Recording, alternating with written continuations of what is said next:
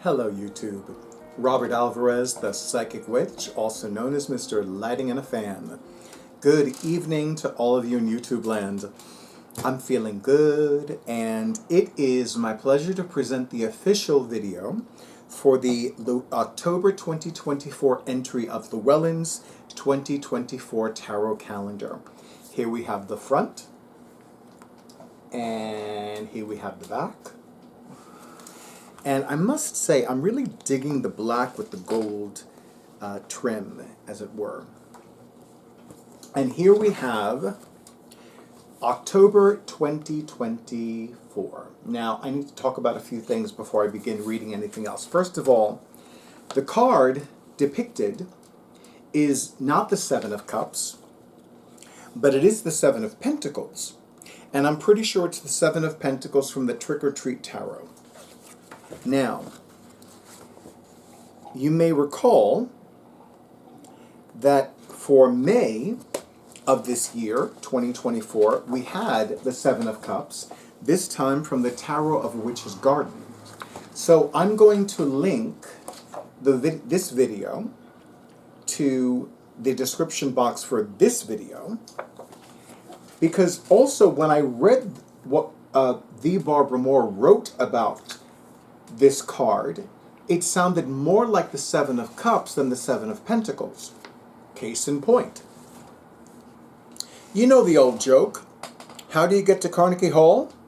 Practice, practice, practice. If we want to become good at something or create something of value, we must practice, assess our work, and find ways to improve. That is definitely more along the lines of the Seven of Pentacles instead of the Seven of Cups. And forgive me, this is the first coffee I've had all day, so there will be a lot of drinking coffee in this video.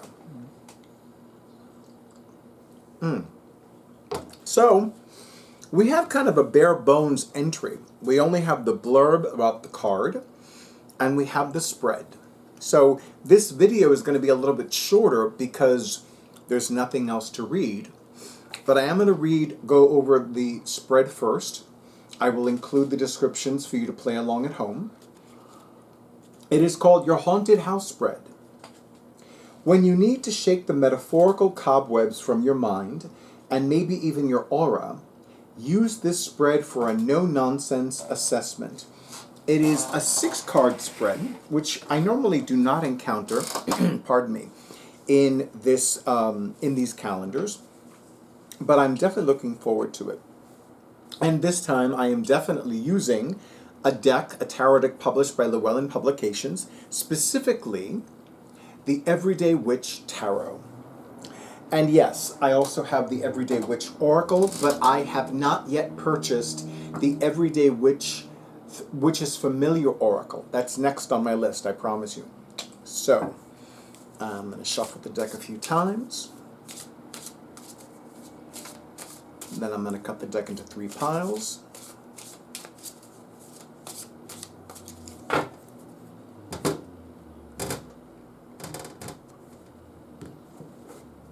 Okay. So once again, it is a 6-card spread. I think I can do something like this. Yes. And of course, when I cast the cards for the collective, I always look at the bottommost card, which represents the final message. So we have 1, 2, 3. You know what? Hold on. 2, 1. Drake, is it possible to pan the camera down slightly?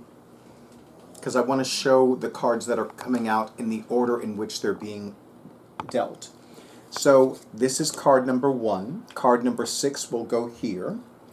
Card number 2, card number 3, card number 4, card number 5, and card number 6. And yes, it does resemble a broom, does it not? Okay. So, card number 1. Bats in the Belfry. Something that scares you but is useful. And of course, this is on behalf of the collective, and it is the Ace of Swords. That is a very interesting card, and I will tell you why. So, traditionally, at least for those of us who live in the Northern Hemisphere, such as yours truly, the Ace of Swords corresponds to the date of the autumnal equinox. Some magical traditions call that date Mabon. However, in the Southern Hemisphere, where my friends who live in Brazil, Australia, and New Zealand live, it is the date of the vernal equinox, or in some magical traditions, Ostara. So I find that very interesting, especially since the autumnal equinox was exactly 3 days ago on Sunday, September 22nd, 2024. But here's the interesting thing. The Ace of Swords symbolizes stepping into your power in a big, unprecedented way. So, bats in the belfry, something that scares you but is useful. Stepping into your power in a completely unprecedented, unforeseen way that you've never done so before. As if to say, stepping into your power permanently and not going back to being fearful of it, or trying to make other people feel big by making yourself feel small, or not trying to be too magical, powerful, confident, etc., so that you can make other people feel even better than they normally do. Well, guess what, everybody in YouTube land? The days of being small and minuscule are done. If other people have a problem with you being confident and powerful and amazing, that is their fucked up problem. Or to use a common expression of the day, that is a their problem. That is their problem. That is a they problem, not a you problem. It is a them problem. So they want to be stuck up, fucked up cunts. That's their choice. You be amazing. You be beautiful. You be powerful. You be confident. You be magical. You be who you know deep in your heart of hearts, your soul of souls, and to the marrow of your bones, you know you are. That is card number 1. Card number 2, skeletons in the closet, something you hide to your detriment. Some of you are going to get triggered, so I'm going to issue my very first YouTube trigger warning. 6 of Pentacles. Y'all have too much shit about money.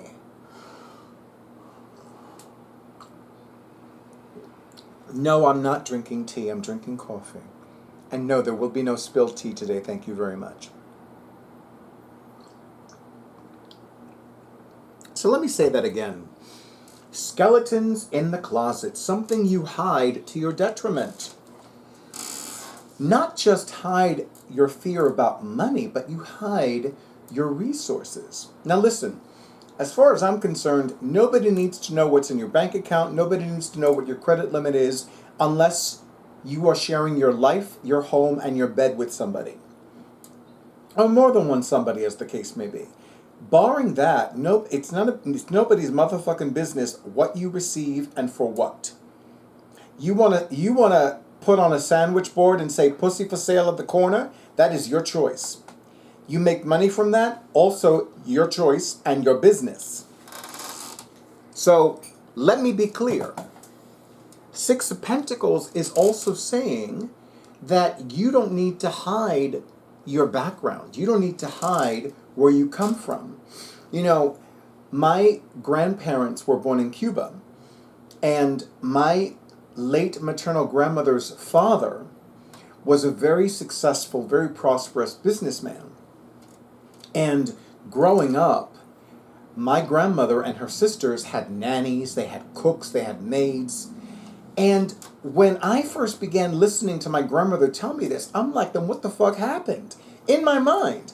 And then I learned what happened. His name was Fidel Castro. Fidel, the dictator. Fidel, the communist leader. Fidel, who was like, oh, well, this is mine. You can stay here, but this is still mine. And if you go, it's automatically mine.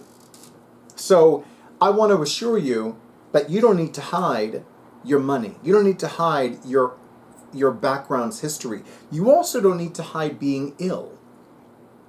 If you have a chronic condition, if you have a mental illness, you don't have to hide that. It may be prudent for you to hide that for a variety of reasons, and that's fine. But if there are people that you trust, and you feel you can trust them with certain key information about your complete, meaning physical, mental, emotional, and spiritual health and well-being, by all means do that. And also, stop hiding from the spirit of prosperity. If the spirit of prosperity wants to bless you with abundant finances, don't hide from that. Because why would you want to? I mean, really, as somebody who used to teach prosperity classes, why would you want to hide from the energy, from the spirit of prosperity, wanting to bless you and provide you and yours with abundant finances? One of my constant prayers is that anyone who would receive divine blessings from my psychic services be provided with everything they need to avail themselves of my psychic services, including, but not limited to, money. Because I charge a fee for my psychic services, as well as for my energy healing and for my magical spellcasting services. And I have actually learned to charge a higher fee for my magical spellcasting services the hard way. Because in my experience, all it takes is one person to ruin it for everybody. I met that one person. I never thought that one person would ever show up. That one person did show up. And I'm like, oh, okay, now I got to do things differently. All right, I'll get over it. I'm not over it yet, but I digress. Okay, card number 3. Wailing Ghost. Something that haunts you and can be banished. I just heard the word shame float across my psychic mind. So if any of you have any lingering shame, whether it is about your body, or your past relationships, or your past marriages, or mistakes that you've made with other family members or former friends, begin the process of banishing the shame back to the nothingness from whence it came. This video is being recorded during a waning moon. So by all means, a waning moon is absolutely the best time to banish, to dissolve, to surrender and release, to eliminate. 7 of Pentacles. And some of you may even have spirituality, may have shame about your spirituality. It's not a coincidence that there's a common expression that goes, are you stuck in the broom closet? For one who is not open about being a magical practitioner, or a witch if you prefer. So it's interesting because this is a card that the person that I still refer to as my personal psychic advisor, Roger Pratt, taught me that the 7 of Pentacles means rebuilding the spiritual temple. That's one of its esoteric interpretations. So this card is also about rebuilding your magical temple, rebuilding your magic. You know, recently I began to consider the possibility that my magic may need to be upgraded, that my magic may not be as powerful as I think it is. And by the way, nothing could be further from the truth. I'm beginning to feel like maybe I need to do certain things differently with regards to my magical practices. And, you know, Drake, for some reason, I could swear that I hear something. I don't know if it's coming outside of my head. That's always my clue. If it's outside of my head, it's background noise. If it's inside my head, it's a spirit. So yeah, 7 of Pentacles is saying if there's any shame that you may have about your magic, or you being a magical practitioner, or about anything that you want to do with regards to your magic, this is the time to banish it back to the nothingness from whence it came. Card number 4, Crazy Poltergeist. A destructive behavior to consider changing. Knight of Swords. That is very interesting. For as long as I've been using tarot, and when I began working with the tarot professionally, actually even before that, one of the meanings that came to me intuitively about the Knight of Swords is the spiritual warrior. Like the Knight of Swords represents the spiritual warrior. So let us say that one of the things that you might need to dissolve because it's destructive behavior is overreacting to things. And I have a history of overreacting to things, so I am listening to what I'm saying. And also, this is coming up for me as discernment. Is there something that you're seeing that is genuine? Is there something that you're reading, like a news item on an online newspaper or a news website, that is not exactly the truth, or the whole truth, and nothing but the truth? Is it what some people call fake news? Is it a fabrication of some kind? What is it? So the Knight of Swords is coming up for me as, what is your goal? What is this cause that you are ready to take up arms to defend? Is it a cause that is worthwhile? Is it a cause that is actually genuine? You know, as somebody of Cuban origin, I know a thing or three about propaganda. And there are some things that we're exposed to, especially with regards to the news, and in particular with regards to news about politics, that some people are accepting as gospel truth, and it is anything but gospel, because last time I checked, the word gospel means good news. Good news is not being a racist. Good news is not being a rapist. Good news is also not spreading lies that have been debunked over and over and over and over and over and over again.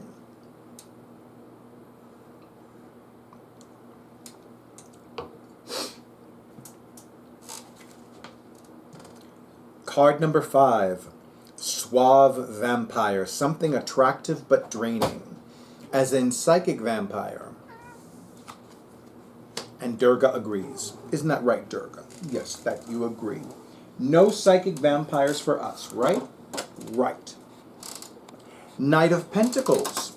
So, Suave Vampire, something attractive but draining. It's the Knight of Pentacles. The hustle for the money. Like, I gotta have more money. I gotta have more money. I don't have enough money. I don't have enough money. There's no more money. There's no more money. That's draining. I mean, I feel exhausted just saying that. But a lot of people have those worries. And I will tell you, and again, this goes back to when I used to teach prosperity classes, it's like people have so much stuff about money. They have so much stuff about money. I still remember the late and great Louise L. Hay in her audio Receiving Prosperity saying, and I quote, "I found it was easier to teach a class on sexuality than a class on money and prosperity." And at the time, I found that to be so shocking. I mean, when I first listened to that more than 20 years ago, I was thoroughly shocked. I'm like, how in the world could people have more issues about money than sex? Guess what? People have more shit about money than about sex. I mean, yeah, you know, this country, the United States, still has its remembrance of Puritanism. And yet, in my life, I almost never hear people talk about, oh yeah, you know, having that dildo up my ass really messed me up. No, I don't hear that. What I hear is, oh, you know, food is so expensive. Food is this, food is that. And you know what? That's not necessarily incorrect. But one thing I've learned, if nothing else, is that the more you harp on, the more you play the harp of there's not enough money, remember, the universe is always going to make you right. Men can't be trusted. Oh, the universe heard the call. So this person says that men cannot be trusted. Well, clearly they want more of that. So let me send some more men they can't trust. There's never enough money. Oh, the universe heard that call. So they're going to misplace their wallet. They're going to have to change all of replace their cards, their credit cards, their debit cards, their membership cards. The universe will always make us right. Any thought we have, honey, you're messing up my spread. I love you, but you're messing up, and I'm not done with, and I haven't gotten to that card yet. So you know what that means. I love you, but you gotta behave. I know, look who I'm talking to. Yeah, I know. Okay, honey, I love you, but I gotta put you down here for now. I am so sorry. I love you, Durga. I love you, Durga. All right. This is why I don't have children. I have 4 cats. And that's that. Okay. Kindly Fairy Godmother. Hi, Durga. I love you, Durga. Okay. Sit for a spell, Durga, why don't you? Kindly Fairy Godmother, card number 6. A gift to help you clean your house. Not necessarily literally, but it could be literal as well. King of Cups. Speaking of my personal psychic advisor, Roger Pratt, who I still call my personal psychic advisor, even though it's been more than 10 years since I've had a reading with him. I want to say, oh, honey, this is the card I'm talking about. All right, you stay there. I'll just hold up the card. Mr. Cameraman, can you lift up the camera, please? Because Durga, as cute as she is. So this is the King of Cups. Roger Pratt is a sun sign Cancer. Although for him, the King of Cups corresponds to Scorpio energy. To me, King of Cups definitely corresponds to Cancer energy. Now here's the interesting thing. The King of Cups is the male counterpart to the High Priestess. It is the card of the psychic. So what this card, oh my goddess. So what this card is saying is that your psychic abilities, your intuition is going to help you. Isn't that right, Durga? As you try not to scratch the tablecloth, the layout cloth. Thank you so much. Thank you so much. So absolutely, take heed of your intuition. Take heed of what the spirits are telling you and showing you. And also, take heed of what you keep receiving in your dreams, in your meditations, in your prayers. Because that could be, I know, but you keep ripping, you keep like doing things. So no. I know I tell you no, but you're going to come here anyway, so whatever. That was going to happen anyway, we know it. So absolutely, pay closer attention to your intuition. Use the tools that are available to you and the methods that are available to you to strengthen your intuition. Because here is your your kindly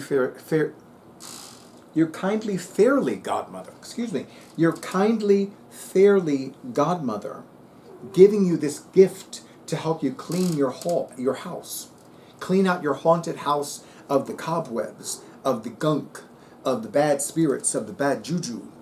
So your intuition is going to guide you. And of course, you know, another reason that I correspond this card to Cancer energy, as in the sun sign Cancer, is because sun sign Cancer people tend to be very fanatical about their home, especially cleaning it. And if they have any planets in Taurus, even more so. Or Virgo. But I digress, as the card almost slides off the table. I know what you want to do. I know what you want to do. And the final message card is the 8 of Cups.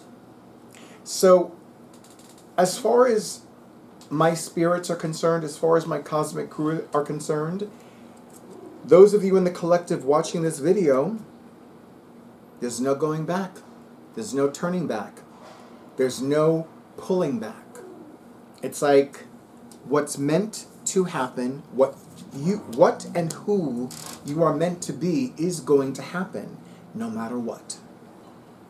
And it needs to happen so that you can be more fulfilled, more at peace with all of life, more enriched financially and otherwise, and also more comfortable with your power.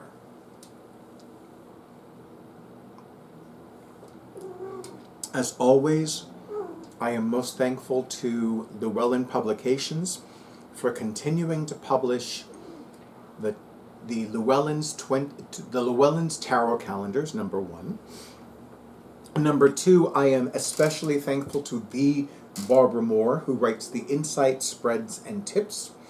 And of course, thank you to all of you in YouTube land who buy this calendar, who talk about this calendar, who do your own videos about this calendar. And please, if you have done any videos about this calendar, please include them in the comments. I would love to be able to watch your video. Although, I just remembered there were numerous occasions when I would ask you in the comments to let me know of any other tarot-themed calendars, and you never did. So I take it back. Don't include your tarot calendar videos in the comments. I will look for them myself, and I will find them, and then I will give you lots of love for the calendar you're going to do, whether it's the whole year or the month or whatever.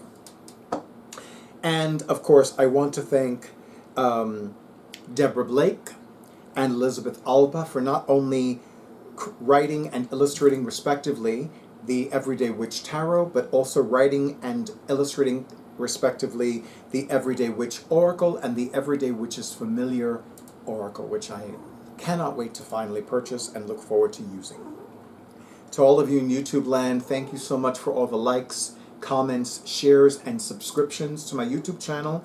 And an extra big and beautiful thank you to all of you who have so far scheduled your sessions. I am honored, I am pleased, I am happy, I am thrilled, and I wish all of you the greatest of blessings. And as always, stay in tune with your intuition, stay safe, stay well, stay hydrated, alternate your coffee and tea with water, and stay tuned for the next video.